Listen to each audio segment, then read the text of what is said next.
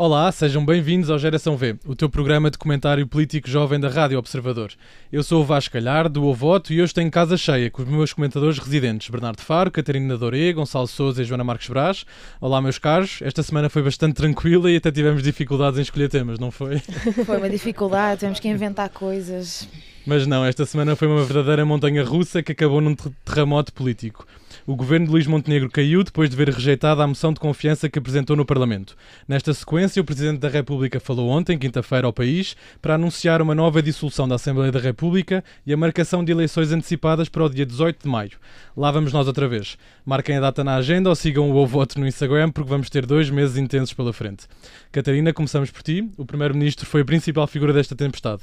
Serão estas eleições antecipadas uma moção de confiança do país a Luís Montenegro?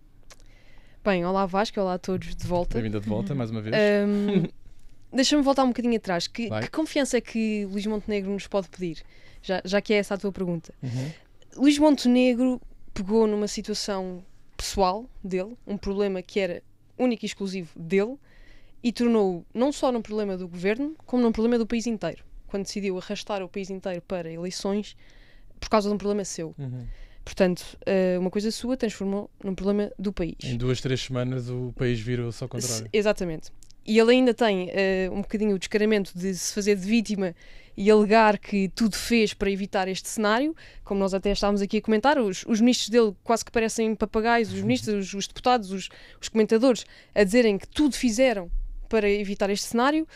Bem, eu desde logo vejo 2 alternativas possíveis que Luís Montenegro não fez. Uma, ele devia se ter demitido, não se demitiu, portanto, logo aí não fez tudo o que podia.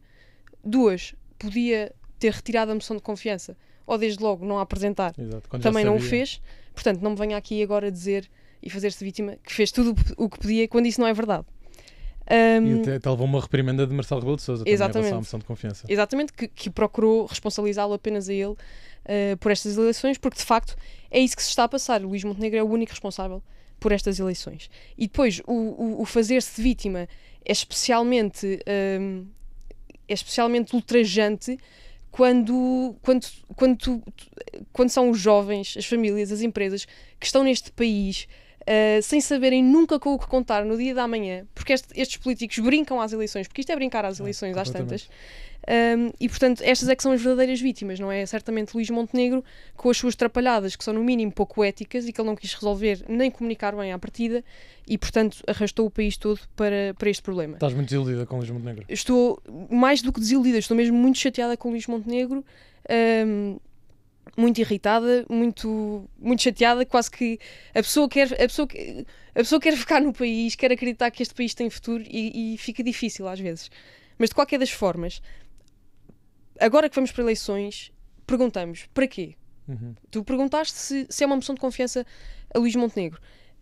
Eu acho que estas eleições, primeiro eu não queria ir para eleições de qualquer das formas, mas as eleições vão ser um ato totalmente inútil. Porque no dia 19 de maio nós vamos olhar para o país e vai estar tudo exatamente igual. A situação de instabilidade e ingovernabilidade vai se manter, porque pelo menos, eu espero estar errada, mas as projeções não apontam para que nenhum dos partidos de repente consiga uma maioria estável. O queimar Luís Montenegro e Lume Brando vai se manter. Os partidos não vão largar o osso, como é mais que óbvio. A Comissão Parlamentar de Inquérito vai acontecer. Exatamente. Portanto, o Luís Montenegro não se vai livrar do tema por ir para eleições. Portanto, também, do seu ponto de vista pessoal, é uma má escolha. Ou seja, não vai mudar nada. Está muito agarrado ao poder, achas tu? Sim, eu acho que Luís Montenegro gostou-lhe muito a ideia de perder em 11 meses aquilo pelo qual ele trabalhou a vida toda, que era para chegar a primeiro-ministro, mas quer dizer, não tenho que prejudicar todos os portugueses nisso. Óbvio. E mais grave que isso, Vasco, eu acho que é possível, neste espaço de tempo, ele ainda vir a ser constituído arguido, porque ser constituído arguido, ao contrário do que as pessoas pensam, não é nada de muito especial, ou seja, até é suposto, é uma figura processual que é pensada para proteger a pessoa. Exatamente. E não o contrário, não é uma acusação. E se ele for coerente com aquilo que ele disse em relação a António Costa, ele também se vai ter que demitir ou então não se candidatar se estivermos nessa fase. Portanto, no fim do dia, vamos a eleições para quê? Exatamente. Para nada. Para absolutamente nada. E, portanto, eu estou absolutamente desiludida. Sim. E gostava de perguntar ao PSD o que é que se passa com este partido, porque é que ninguém se mexe lá dentro para impedir que Luís Montenegro se recandidate? Muito bem. Enfim, é a minha pergunta. Gonçalo, vi-te a discordar da Catarina quando ela disse que iria ficar tudo na mesma. Tu não achas? Eu por acaso não acho, E então? porque eu acho que, quer dizer, do ponto de vista da instabilidade, aí concordo, não é? Agora nas dinâmicas parlamentares e na representatividade de que cada partido, principalmente os maiores, vão ter, eu acho que serão, enfim, todos prejudicados. Não só pelo que as sondagens dizem, embora as sondagens valham o que valham, mas a realidade é que eu acho que os principais partidos não saíram propriamente bem desta circunstância. Talvez o que tivesse saído mesmo melhor foi o Partido Socialista. E eu devo dizer que aquele debate na Assembleia da República foi, sim, o menos mal, talvez seja essa a caracterização. Mas aquele debate na Assembleia da República foi vergonhoso em várias instâncias, principalmente para o Governo. Primeiro ponto, ver o Hugo Soares a levantar-se e a dizer ao Pedro Nuno Santos: vamos ter uma reunião à porta fechada. Isso faria sentido se esta polémica tivesse 10 ou 12 minutos, mas tem um mês e tal. Não tiveram tempo neste mês e tal para negociar à porta fechada ou à porta aberta. Sim. Antes do Hugo Soares dizer aquilo, tiveram 3 horas e meia em debate no Parlamento. E depois é que, depois de 3 horas e meia a falarem abertamente para o público, é que vão para a porta fechada esconder aquilo que vão negociar às pessoas. Sim. Essa foi a primeira. A segunda, para mim talvez a mais grave do ponto de vista institucional, é ter o Ministro dos Assuntos Parlamentares a virar-se para o Pedro Nuno e dizer: vamos fazer uma CPI de 15 dias. 15 dias, pá, desculpem lá. Quando é o escrutinado a dizer que quantos dias é que quer que seja. Mas, pá, eu cometo um crime, vou a tribunal, o juiz diz-me: olha, apanhaste 10 anos. Eu não, apanhei 2. Pá, é um bocado... é mais grave do que isso, porque eles já tinham pedido, portanto, o Ministro Adjunto da Coesão Territorial já tinha pedido. Sim, o Castro Almeida. Já tinha dito que se o PS retirar a CPI, há viabilidade para o PSD retirar a assumirem a culpa. Exatamente. Quase. Agora a dizer, não, mas se forem 15 dias, ou seja, sabemos que uma CPI feita em 15 dias é ridículo. Tem muito menos profundidade de investigação do que se forem nos 90 que está regulamentado. E digo já, mesmo os 90, olhamos para o caso da TAP ou das Gêmeas, foram mais do que 90 dias e mesmo assim não ficou tudo esclarecido. Claro. Portanto, logo o Pedro Nuno aí foi muito inteligente quando se pôs ele próprio na situação da CPI. Quando diz, a minha durou mais que 5 meses. Sim. E eu acho que o Pedro Nuno, tanto o Pedro Nuno como a Alexandra Leitão, individualmente falando, não aqui na questão partidária, mas individualmente falando, o Pedro Nuno e a Alexandra Leitão estiveram muitíssimo bem. A determinada altura há uma reação da Alexandra Leitão que eu achei muita piada, que acho que foi quando o Hugo Soares propõe a reunião à porta fechada. A Alexandra Leitão, pá, de forma muito gira, levanta assim os braços com o ar, pá, mas este gajo está a gozar com a minha cara. Foi o que eu senti. Eu nem sou do Partido Socialista, não é? Mas foi o que eu senti e acho que muitos portugueses, independentemente de esquerda ou de direita, sentiram. Depois foi essa questão da CPI de 15 dias, do Ministro dos Assuntos Parlamentares a propor uma CPI com menos duração do que as férias da Páscoa. Que eu achei uma coisa, pá, surreal. Bateu no fundo o Governo. Sim, completamente. E depois foi ver o Paulo Núncio, o Paulo Núncio tem algumas coisas que eu concordo e às vezes gosto das suas intervenções, mas o Paulo Núncio pediu aquela pausa potestativa, que eu acho que, pá, muito honestamente não me levei mal, mas ele tinha feito melhor figura se tivesse pedido a pausa para ir ver o Benfica com o Barcelona, que estava a dar à mesma altura. Foi completamente ridículo, para passar 1 hora e depois irem votar naquilo. Estava o país todo. Aquilo era para ser às 8 da noite, o Governo cair às 8 da noite. Que era para tentarem, e o Pedro Nuno Santos aí novamente muito esperto, que era para tentarem ter a tal reunião à porta fechada com o Pedro Nuno, só que o Pedro Nuno foi muito esperto. O Pedro Nuno não saiu da sala do plenário. Esteve ali ao telemóvel e tal, no WhatsApp, como ele gosta tanto. Mas esteve ali na sala de plenário, tranquilamente, e nem sequer pode ser acusado de ter feito as tais reuniões. E vimos o Montenegro a sair e entrar 2 ou 3 vezes. Exatamente. Portanto, o Pedro Nuno nem sequer pode ser acusado disso. Se bem que, de uma forma geral, acho que quem esteve melhor foi Mariana Mortágua. 5 estrelas. Uau! Mas teve. Foi a que, naquele debate de moção de confiança, ouvimos muita crítica genérica ao Governo e tal, as críticas habituais, o Chega que a questão da corrupção e tal, etc. Pronto, ok, tudo bem. O PCP que é a questão dos grupos económicos, a IEL com a questão da estabilidade, enfim, cada um com a sua narrativa. Mas a Mariana Mortágua focou-se naquilo que realmente importava nesta circunstância, que é separar aquilo que efetivamente havia problema com o Primeiro-Ministro, que é o recebimento de uma avança mensal de 4.500 euros por parte de uma empresa privada, enquanto ele é Primeiro-Ministro, e do resto que, em muitos dos casos, é fé de ver. E aí ela foi efetivamente a que melhor se destacou. Só para concluir, eu acho que isto depois nos leva a um problema grave, que é uma crise de regime. Não só uma crise do sistema, é uma crise de regime, porque a partir do momento em que tu tens 4 eleições em 6 anos e a descrença das pessoas naquilo que é o político, nos políticos em geral, é grave, porque questiona aquilo que é o regime em si. Os miniciclos são perigosos, não é? Sim, podem ser perigosos. E isso é um problema do ponto de vista do regime, que acho que aí sim é grave. Muito bem. Joana, Eu conta-me tudo. queria contribuir aqui para o ponto que o Gonçalo estava a fazer, porque eu estive a ver a moção de O nosso grupo do WhatsApp estava muito Exatamente. animado, não é? Eu Nós devíamos estava ter em grupos filmado. do WhatsApp ali a comentar Sim. e realmente percebeu-se claramente que na primeira intervenção de cada partido que já estavam a preparar as narrativas que depois Para a seguiriam campanha. para a campanha, exatamente. E eu estou aqui alinhada com o Gonçalo quando acho que a Mariana Mortágua foi, ou seja, independentemente das questões ideológicas, porque eu também já disse aqui que nunca votei Bloco, portanto, por amor de Deus, não é que nunca vá votar, posso até votar um dia, mas ou seja, não sou uma Eu acho que lá em casa ninguém acredita. não sou epá, é difícil, mas malta, não. Portanto, não é por uma questão ideológica, é uma questão de a Mariana Mortágua conseguiu cingir-se àquilo que estava a discutir Mas ali. ela sempre foi muito boa nestes Ela casos. sempre A foi experiência muito boa dela, nisto. ela foi uma máquina era a par as com a melhores Cecília nas Meireles na altura nas CPIs, precisamente do exatamente, BES, É verdade. etc. Aliás, eu Cecília espero que Meireles ela é uma esteja máquina. nesta CPI que o PS vai propor. Vai ser bonito, sim. Ou seja, ela conseguiu, até mais do que o PS, porque a dada altura o Montenegro abre e diz que vou de olhos nos olhos dar aqui um desafio a Pedro Nuno Santos a dizer se retirarem, se nos disserem neste momento as perguntas, que querem saber, nós retiramos a moção de confiança. E Pedro Nuno Santos não teve a capacidade de responder a isto, mas Mariana Mortágua salvou, porque Mariana Mortágua vem a seguir e diz: Sr. Primeiro-Ministro, nós já enviámos as perguntas, você respondeu a parte delas e as que respondeu eu fiquei sem perceber. Portanto, as perguntas são aquelas que lhe enviámos e aquilo que nós queremos saber é aquilo que já lhe perguntámos. Ela conseguiu desarmar aqui a estratégia de Montenegro quando diz, porque esta estratégia de Montenegro era chegar ali e dizer: sim senhor, temos a moção de confiança, mas nós estamos a fazer tudo. Portanto, se vierem aqui dizer exatamente o que querem saber... Não, e um dos erros do PS foi esse, foi nunca ter enviado as perguntas escritas a Luís Montenegro, ou ao PSD. E Mariana Mortágua conseguiu salvar aqui a situação dizendo: não, nós já fizemos as perguntas, portanto o PS não fez, tudo bem, nós já as fizemos e continuamos com dúvidas, portanto um bocadinho também a puxar aqui a Luma, isto não é debatido entre dois partidos, que eles depois fizeram borrada o tempo todo, porque tentaram sempre resolver aquilo a dois partidos. E nós não somos um sistema bipartidarista, não somos. Não temos isso. Nós temos vários partidos que também representam as pessoas. Portanto, eu por muito que não gosto dos 50 deputados, dos 49 mais 1 deputados do Chega, houve pessoas que votaram naqueles deputados e, portanto, eles têm que ser ouvidos quando se toma uma decisão. Claro. Pronto. E esse ponto de quererem isolar, péssimo. Mas a Mariana Mortágua acho que conseguiu cingir sempre aos factos. Acho que o PCP teve terrivelmente, quando fala dos grandes grupos económicos, não é... Atenção, não é que ideologicamente eu também não tenho algumas críticas à forma como às vezes protege os grandes grupos económicos, não é nada disso. A questão é que não estamos a falar sobre isso. Não estamos a falar sobre isso, mas o PCP já tinha demonstrado isso no texto que escreveu na moção de censura, que também era essa. Quase não falou da empresa do Luís Montenegro, falou sim sobre ideologia. Pronto, e aqui um bocadinho, como o Gonçalo estava a dizer, as pessoas estão cada vez a ficar mais descrentes da política, também muito por causa disto. Claro. Porque às tantas estamos a resolver um assunto concreto que está a acontecer neste momento e vai-se buscar uma luta ideológica que não faz sentido. Sim. Acho que o PS teve bem, acho que podia ter estado melhor.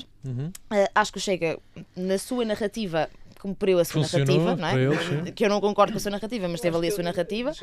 Eu acho que... Queria só ir para aí ainda. Sim, eu acho que o Chega ganhou porque não se meteu muito, até porque o Ventura estava rouco. Estava, coitado. Mas eu disse isto, eu vou dizer isto, eu não sei se tenho razão ou não, mas o Partido Chega pôs muitas mulheres a falar no debate de moção de confiança. Eu não sei se eles já não estão a querer apresentar aqui algumas mulheres para porem como cabeças de lista nos círculos eleitorais, nas legislativas, um bocadinho com uma tentativa de limpar, porque a única coisa que o Chega neste momento tem que possa afastá-lo do seu eleitorado são os crimes, são as queixas ou as suspeitas ou os processos de crime de abuso de menores que eles têm neste momento sobre mãos mediaticamente. E, portanto, não sei até que ponto é que eles não estavam já a querer apresentar aqui algumas mulheres para as colocarem nas listas, porque assim conseguem afastar-se um bocadinho desta narrativa dos crimes de abuso de menores, que acho que é aquilo que pode mais lesar o Chega nas próximas eleições. Muito bem, terminar. Relativamente ao PAN, acho que, porque a gente esquece do PAN, mas a Inês, mas a Inês Sousa Real foi a única que falou do valor que as eleições vão custar ao contribuinte. 25 milhões, e eu acho... Meu Deus, verdade, a pasta de papel... É assim, na verdade, e é engraçado porque o PAN é o partido que eu acho que economicamente não é o partido mais iluminado economicamente, e foi o único que me pôs em cima da mesa 25 milhões. E pronto, acho bem. Mas fica por aqui, acho que foi o ponto forte. A IEL, acho muito interessante como é que a IEL tentou defender o indefensável, não é? Portanto, a IEL diz: nós não confiamos no governo, então vão votar contra a moção de confiança. Não, vamos estar a favor. Que não se vão sequer abster. Não, nós não confiamos no governo, mas vamos estar a favor. Porquê? Que é para impedir a instabilidade política, porque achamos que eleições são uma coisa muito horrível. Não nos esquecemos, e convido todas as pessoas que estão a ouvir a ver, no dia 18 de outubro, Bernardo Blanco, deputado da IEL, veio a este programa e nós perguntámos-lhe se ele concordava com, porque na altura estávamos na aprovação do Orçamento de Estado, se eleições não seria uma coisa gravíssima, e ele disse, não senhor, este Orçamento de Estado não pode passar, porque este Orçamento de Estado é igual ao do PS, não pode passar. E eu perguntei-lhe, então, mas está tudo a valer, a bem de vocês aplicarem as vossas ideias económicas, até ir a eleições agora neste momento, com o PRR, com tudo, e ele, sim senhor, há muitos países na Europa que fazem isto, e eleições também não é assim tão gritante, não é assim tão assustador, isso é tudo uma coisinha que estão aqui a criar. Pronto, em outubro não era assim tão grave ir a eleições, agora em março já é motivo suficiente para, não confiando no governo, votar dizendo que se confia no governo. Muito bem. Pronto. Bernardo, tu a semana passada disseste que isto era tudo uma palhaçada, já arranjaste um novo termo? Ou... Não, isto é mesmo uma palhaçada. Eu ainda agora estava aqui a revisitar, para aqueles que se devem lembrar da nossa geração, do Batatune, que era aquele programa infantil, não é? Eu acho que Luís Montenegro é aqui o batatinha da semana, e acho que o Companhia... Companhia é quem? Eu acho que o Companhia, à sua maneira, o Companhia é o Pedro Nuno Santos, sem dúvida, também, porque no bem que ele esteve, eu acho que ele já tem estado sempre tão mal, que eu acho que simplesmente... Eu acho que a fasquia... imaginar o Pedro Nuno Santos a dar um A fasquia está tão baixa neste momento que já nem sequer é uma questão de mérito, é só mesmo uma questão de demérito. Ou seja, a fasquia está tão baixa que já ninguém aqui é necessariamente bom. Exceto, e aqui sim eu corroboro, Mariana Mortágua, já disse, tenho muita pena por ela ainda não ter sido convidada a este programa, adoraria ter com ela uma conversa naquilo que nos afasta, portanto. Convida já no ar, Mariana Mortágua. Mariana Mortágua, ela é de esquerda para o aceitas vir ao nosso programa, Mariana Mortágua? Isso, exatamente. E depois acho que também a Iniciativa Liberal é o melhor xadrez que aqui foi jogado. Eu acho que de todos é quem teve a retórica que eu estava à procura. Que foi o adulto na sala? Não percebi? Foram os adultos na sala? Acho que foram os adultos da sala, mas mais do que isso, foram aqueles que pouco se importaram com aquilo que estava a acontecer. Ou seja, o Chega manteve aquilo que é a sua narrativa comum e habitual. O PS, igualmente, também já estava a trabalhar para eleições. A IEL, para eleições, está a trabalhar também, mas numa narrativa que é um bocado contracorrente, precisamente como a Joana aqui mencionou e bem. É contracorrente, é contra aquilo que poderia... Se eles tivessem votado contra o abstido, teria tudo sido exatamente indiferente. Mas aquilo que é jogada, e a jogada começa na Assembleia da República, a construção da narrativa da IEL, apela à moderação, queremos estabilidade, e logo imediatamente a seguir, nas 48 horas que sucedem, quando toda a gente falava que a IEL podia ir em coligação com o PSD e começa este rumor, vem o Rui Rocha a público dizer nós vamos manter onde estamos, sozinhos, independentes, e aqui vamos. E portanto eu estou na expectativa que a IEL vai se afirmar como o bloco de esquerda da direita, e portanto eu quero acreditar entre os 12 a 18 deputados, é o que eu acho que a IEL vai ter nas próximas eleições. Acho que sim, acho que têm tudo. Se não tiverem ministros, pelo menos um acordo parlamentar eu acredito que terão, e de peso e relevo. Deixa-me só concluir, Gonçalo, que eu sei que estás aí a ferver. Não, diz. Não, é só porque ontem o Pedro Duarte, acho que foi ontem, deu uma entrevista aqui ao Observador, se não estou em erro, em que ele próprio já assumiu uma geringonça de direita com a IEL, em que diz que isso é mesmo uma possibilidade. Eles tentaram, não? A IEL pescou o olho, claramente. Sim. Eu já tenho falado disso, e já o episódio passado eu falava que acho que vamos ter uma maioria de direita parlamentar, acho que o Chega vai subir, acho que o PSD vai perder deputados, vai ficar nos 65 a 70 no melhor dos cenários, e acho que a IEL cresce, mas de todo modo continua a ser uma maioria de direita, eu acho. Pronto, quero só agora também acrescentar aqui uma nota que acho que admira-me que ainda ninguém o tenha dito, que é, porra pá, mas em que parte deste mundo é que os políticos são de tal modo esta nata arrogante que este gajo não consegue vir ao público só pedir desculpa? Tipo, Luís Montenegro não pode só vir dizer, tipo, pá, malta, desculpem, este problema passou-me, enganei-me, está regularizado, siga. Tipo, pá, meu, mas ele este gajo é tipo... da empresa, Bernardo. Pois está bem, não faço ideia.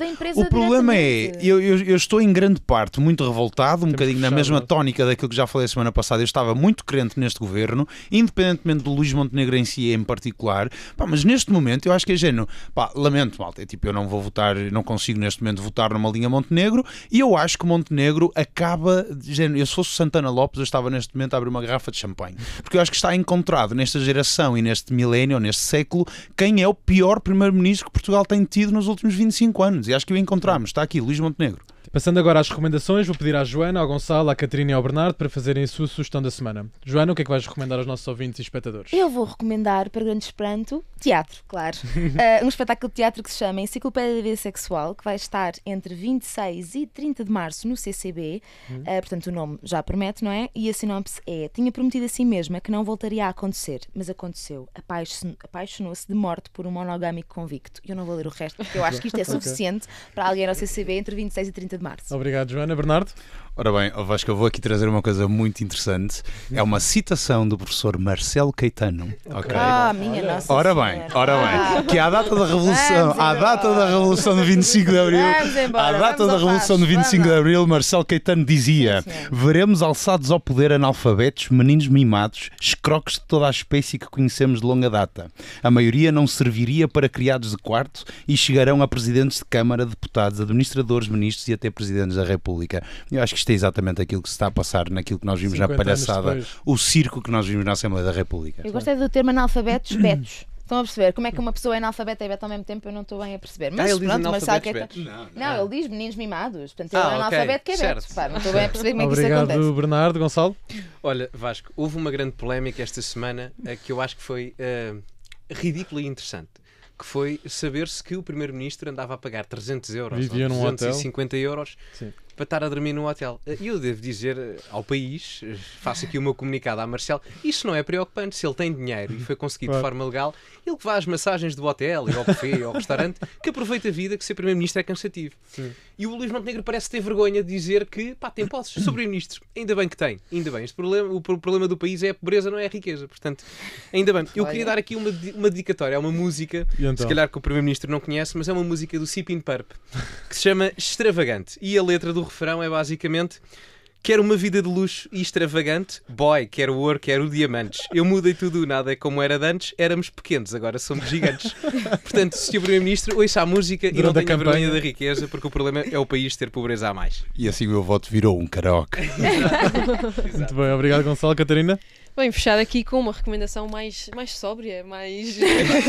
Olha, e onde podes ir... Enciclopédia da Vida Sexual. É teatro. Não, mas é no meu teatro. caso Espera, podes ir mas- com os teus pais. Repara bem, Enciclopédia da Vida Sexual, Marcelo Caetano e Sipin Purp. Sim, pá, já viram bem. Uma conjugação. Levaram a fasquia. Vamos ver o que é que Mas, a portanto, Catarina vai colocar. terminamos no cinema com um filme chamado Muito A bem. Real Pain e que, Ai, entretanto, o ator incrível. secundário ganhou o Oscar.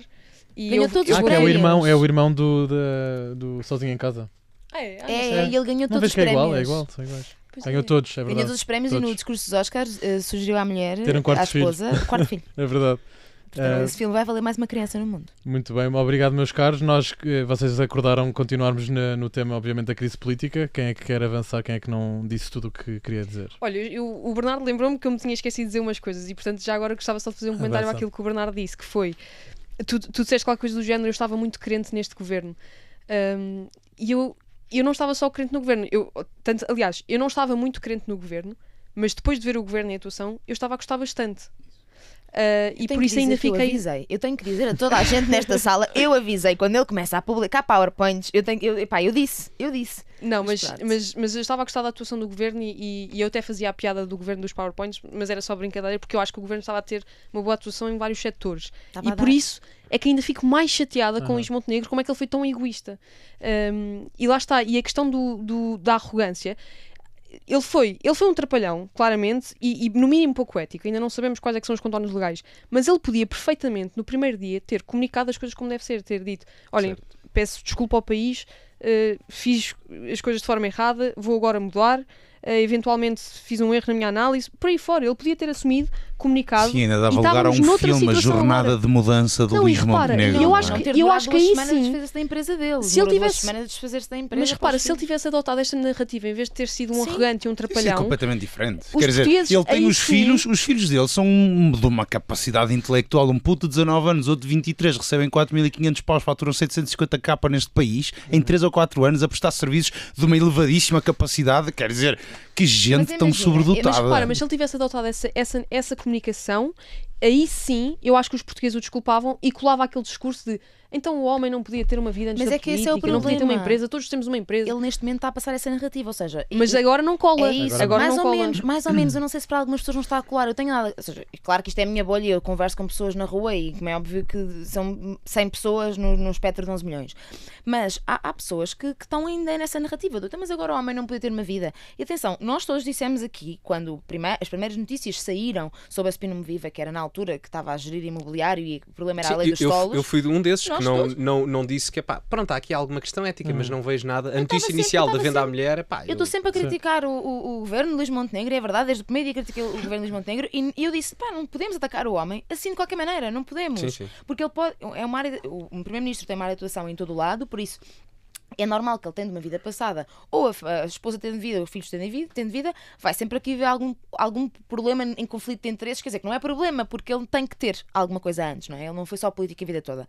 Agora, o problema é quando começam a surgir estas questões que levantam suspeitas, Luís Montenegro não soube gerir isto. O problema não é, na verdade, a Spinum Viva. Não é o problema da empresa. Ou seja, não é ele tem uma empresa e por isso o governo caiu. O problema é Luís Montenegro não ter conseguido gerir o conflito da empresa, não ter conseguido gerir mediaticamente isto, não ter sido transparente quando só dizia aos portugueses, eu sou transparente, eu sou transparente, eu sou transparente. E depois era não uma se ter notícia desfeito. todos os dias, uma notícia nova todos os dias. E depois é ter feito uma moção de confiança enquanto estava a ameaçar o PS e dizia, se vocês tirarem a CPI nós não fazemos a moção de confiança. Portanto, é toda a forma como esta questão foi tratada e que levanta muitas suspeitas sobre ele, que até pode não ter acontecido nada. Até pode Luís Montenegro a seguir a que CPI não darem nada, o Ministério Público até abrir alguma coisa e não darem mas nada. fica no ar, não é? O problema é a maneira como ele fez e isso não muito há arrogante. perdão para Sim. ele. Não há perdão para ele. Ele não conseguiu gerir esta crise mediática. E um primeiro-ministro, e eu sei que ele gosta muito de fazer de vítima e dizer que é tudo uma cabala contra ele, mas é trabalho de um primeiro-ministro gerir crises mediáticas também. Portanto, ele não Portugal ao menos está cheio de cabalas. É a cabala que ataca ao Chega, é a cabala que deita abaixo o Luís Montenegro. Isto é só cabalas, pronto. É verdade.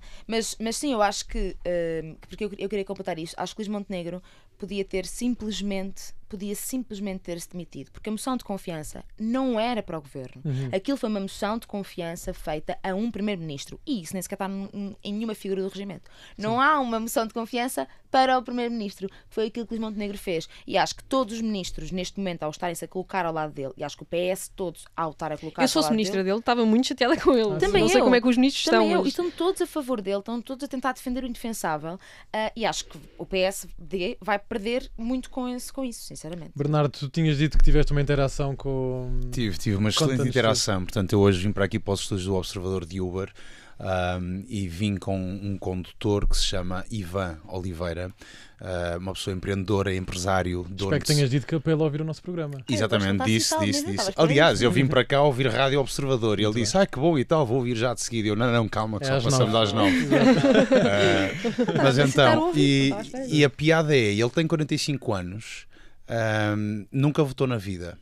Primeira vez que ele votou foi nas últimas eleições para votar no Chega. Ok.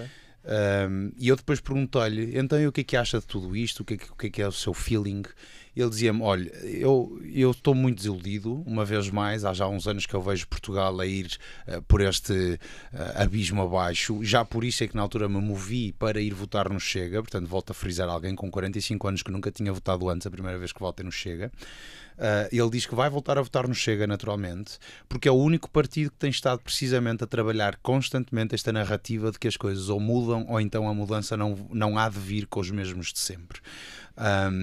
E ainda agora, portanto, tudo isto está a acontecer e os primeiros cartazes do Chega aqui na Avenida da República e etc, um deles inclusive até já foi vandalizado nas primeiras 48 horas, é precisamente isso, é uma fotografia de Luís Montenegro com o Pedro Nuno Santos a dizer há 50 anos que as coisas não mudam, dê-me uma oportunidade. Portanto, nós temos Luís Montenegro através dos seus ministros a pedir uma oportunidade para a maioria absoluta, que eu acho que isto é só mesmo, pronto, não sei o que é que eles fumam, e temos ao mesmo tempo também o Chega a pedir uma oportunidade que o permitam efetivamente validar ou não a sua narrativa. Pronto, só para concluir, que eu vejo aqui a Joana Eu quer queria só dizer participar. um minuto, só uma coisa muito rápida. Não, mas diz Posso então, dizer sobre força. isso, que é, eu acho que estavam há bocado a falar sobre os ciclos, os curtos ciclos, microciclos, miniciclos, se quiserem chamar. O problema é esse, é que nestes miniciclos há partidos mais extremistas. É um partido de extrema-direita. Já chegámos a essa conclusão. O Gonçalo não concorda, mas não temos tempo para essa Ou discussão. seja, é nestes miniciclos que líderes extremistas e com ideias mais radicais ganham espaço. E o problema disto tudo é que nós estamos cada vez mais a fortalecer não só os líderes mais extremistas em partidos extremistas como o Chega. Eu sei que não estás de acordo comigo, Gonçalo. E o Bloco de Esquerda. Radicais extremistas, pronto, mas como líderes mais extremistas dentro de partidos mais moderados, como por exemplo Pedro Passos Coelho. Eu acho que Pedro Passos Coelho... Eu ia-vos perguntar sobre isso. Exatamente. O Dom Sebastião da era moderna. Recentemente Pedro Passos Coelho tem tido intervenções muito mais puxadas à extrema-direita.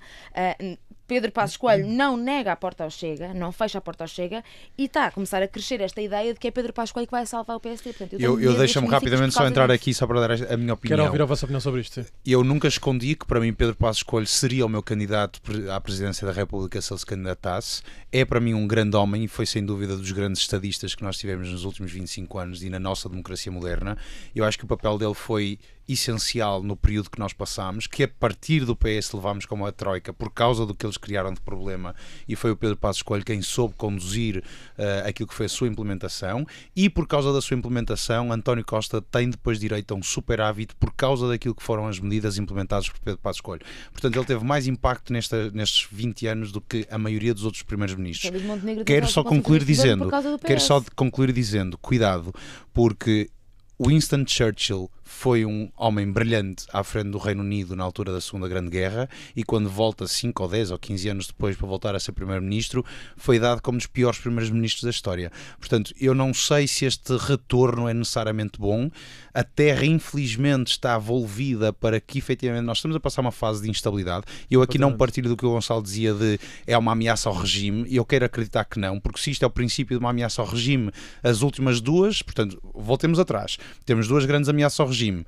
Um regicídio, que acaba com a monarquia por assassinato do rei, e imediatamente a seguir 20 anos de uma primeira e segunda república com 45 governos em 15 anos. Logo a seguir veio o nosso querido amigo António, não é? E portanto, eu não queria que isto conduzisse novamente a que viessem amigos Antónios, porque esses movimentos andam aí e têm tido expressão, infelizmente, por toda a parte do mundo. E portanto, espero que isto não seja uma ameaça ao regime. Quanto ao Pedro Passos Coelho, é um bocadinho isto também. Não tenho aqui muito mais a acrescentar. Gosto imenso dele e vou manter sempre isto. Gonçalo e depois Catarina, sim. Eu acho que, relativamente à questão do Passos Coelho, pode acontecer uma coisa, que é o Partido Socialista ganhar e a direita ter maioria. Exato. E nós não votamos para primeiro-ministro, nós votamos para eleger deputados no Parlamento. Exatamente. Quem depois indigita ao primeiro-ministro é o Presidente da República. Tu achas que se for o Passos Coelho, o PS tem mais hipóteses de ganhar? Não. O candidato é o Luís Montenegro, não é? Mas eu acho que o que pode acontecer é que o Luís Montenegro diz que sai se não ganhar as eleições. Verdade. Ele já o disse novamente. Sim. E portanto o PSD... E faz coligação com o Chega. Exatamente, pode acontecer isso. Ou seja, mas Marcelo Rebelo de Sousa fica com o PSD sem ter ido a votos, percebes? Não sei se... Passos Coelho, se não for, é só mesmo por uma questão de não pretensão pessoal. Okay. Muito honestamente. Isso era uma grande estratégia para o PSD. O PSD dizer que se não votar o Luís Montenegro, se não votarem em nós, vem o Passos, depois vem o Chega. Olha, será? Mas é que a direita vai praticamente de certeza ter maioria parlamentar. Acho que da instabilidade ou da imprevisibilidade que temos, eu acho que a única coisa certa aqui é que a direita vai ter maioria parlamentar. Sim, exatamente. Portanto, isso está certo. E quem é convidado a fazer governo é quem tem maioria parlamentar. Nós somos um regime semipresidencialista com tendências parlamentares.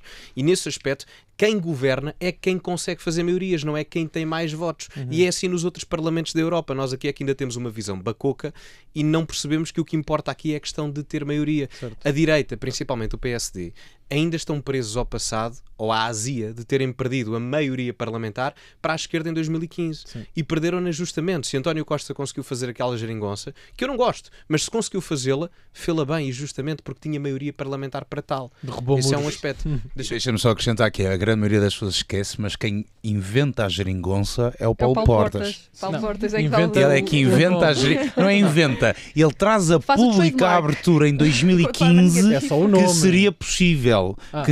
Não é a invenção do nome, não é isso. Ou seja, Paulo Portas é a pessoa que à direita em 2015, se não estou em erro 12 ou 13 por aí, traz a público que se José Sócrates na altura em eleições ganhasse, que a direita tudo faria para, através da bancada parlamentar, chegar a uma maioria e governar. E depois levam com o António Costa a fazer o mesmo. Portanto, só clarificar isso. Sim, para terminar. E para terminar, só mesmo dizer, indo para esta questão dos microciclos e da crise de regime que eu acho que estamos a viver neste momento, o Bernardo toca aqui num ponto importante, que é a questão do reaparecimento de autoritarismo antidemocrático. Isso não é propriamente positivo, aliás, nem por isso, não é? Portanto, isso preocupa-me no sentido em que viver em liberdade e em democracia é bom, só que eu acho que tem que haver uma percepção política de que, ok, temos uma crise de regime, mas temos que mudar o que está a acontecer, mas dentro da índole democrática. Ou seja, dentro daquilo que é a liberdade precisamos de algo novo. E é aí que entra a dualidade entre regime e sistema, e talvez, eu falava com o Bernardo até antes disto começar, que talvez seja esta crise de regime, das 4 eleições em 6 anos, seja até mais uma substituição de atores políticos que se confunde também com uma crise de sistema, e temos as duas a acontecer, e a instabilidade normalmente leva... Deixa-me só rapidamente... Muito rápido, Bernardo. Sim, deixa-me só complementar aqui o Gonçalo está a dizer, que eu acho que da parte dele está bem interpretado. Tens 30 segundos. E eu acho que esta crise que nós estamos a assistir nos partidos, mais do que ser uma crise de regime, eu acho que é uma crise geracional. Ou seja, está a ter que passar o testemunho político daqueles que começaram esta democracia jovem que nós temos, e agora está a ter que passar para uma próxima geração. Estamos a assistir aqui a isto tudo, a este interregno, e depois com esta sobreposição de grandes narrativas. Só queria aqui deixar uma nota. A sala oval nos Estados Unidos agora tem um vendedor de carros, Donald Trump a tentar vender Teslas para dar um abraço amigo ao seu querido Elon Musk. Queria só deixar esta só porque é cómica. Vamos continuar em Portugal, Catarina. Teu amigo Pedro Passos Coelho. Achei que íamos Não, acabar queres aqui falar o programa. Não, ainda temos 2 minutos. Desculpem, eu queria só dar uma nota porque eu não queria que este programa terminasse sem dar uma nota de repúdio, que eu acho que todos nós assinamos isto. Aquilo que aconteceu ontem na Ordem dos Advogados, havia uma, ajudem-me o nome, que eu não sei bem o nome daquilo que estava a acontecer. Era uma conferência de direitos humanos das pessoas LGBT. Exatamente, e foi invadida por pessoas... Foi organizada pelo Francisco Granja, que nós tivemos cá há 2 semanas como convidado, e que ele por acaso sugeriu... Foi sugestão dele, que era para as pessoas poderem ir, e ontem estava a acontecer isto na sede da Ordem dos Advogados, e foi invadida por pessoas do movimento ERCT ou qualquer coisa do género, assim. Não percebi bem. Pronto, daqueles movimentos que são completamente os tais movimentos extremos, perigosos que o Bernardo falou. Exatamente, esses movimentos que o Bernardo estava a falar, e que, portanto, invadiram e começaram a dizer uma série de disparates e depois foram expulsos da sala. Joana. Obrigado. Catarina, tens 1 minuto e meio para acabar. Portanto, junto-me aqui à nota de repúdio da Joana, acho que nos juntamos todos. Claro. Mas sobre o Passos Coelho, pronto, sabem, acho que sabem que eu não quero que ele volte. Foi uma provocação que eu fiz. Eu já sei que nas próximas eleições, dia 18 de maio, eu vou votar de olhos fechados. Pronto. Vai ter que ser. Tipo Álvaro Cunhal. Exatamente, é aí que eu estou a ir buscar. Okay. Vai ter que ser, independentemente de quem seja o candidato em questão. Mas pronto, mas de qualquer das formas, preocupa-me o estado do PSD. Eu não consigo compreender como é que um dos partidos fundadores da democracia, que vem daquelas pessoas que estavam na ala liberal quando ainda estávamos no regime de Salazar, portanto não havia democracia, não havia parlamento propriamente dito, essas pessoas que tinham esta vontade política tão grande que até naquele regime foram capazes de criar uma ala liberal, como é que o PSD está tão dormente, tão moribundo, que não tem qualquer tipo de vontade política? Como é que não surge ninguém para tirar Montenegro? E o nome mais forte que tem é Passos Coelho, que quer dizer, já passou o tempo dele. Como é que é possível? O que é que se passa com o PSD? Alguém pode abaná-los e saber se estão vivos? Eu acho que eles acham que a eleição vai limpar a imagem deles. Muito sinceramente, eu acho que Luís Montenegro está a usar uma eleição como forma de tentar limpar a imagem deles e não percebem qual é o jogo da democracia. Vamos ver. Como é que estes homens não percebem quais são as regras da democracia? Vamos ter 2 meses muito... Estamos a brincar às eleições, é o que eu digo. Só dar uma muito rápida 15 segundos. sobre isto. Eu sei que vocês não gostam do Trump e não é por aí que eu quero ir buscar, mas o slogan do Trump é Make America Great Again. E isso em português seria tornar Portugal grande novamente. Nós temos essa índole da saudade de ir buscar o que é bom no passado. Eu acho que em Portugal isto não é ideológico. Nós temos que pensar não em como tornar Portugal grande novamente, nós temos é que passar a pensar em tornar Portugal como ele nunca foi. Uma coisa nova. Acho que é mais por aí. Muito bem. O nosso tempo chegou ao fim. Obrigado, Joana Marques Braz, Gonçalo Sousa, Catarina Doura e Bernardo Faro. Voltamos todas as sextas com um novo episódio. Estamos sempre disponíveis a qualquer hora, em qualquer lugar, em podcast e em vídeo no YouTube, onde podes seguir o nosso programa e partilhá-lo com os teus amigos e família. O Geração V é uma parceria entre o O Voto e a Rádio Observador. Eu sou o Vasco Galhardo. Muito obrigado por estar desse lado. Tudo a correr bem e até para a semana.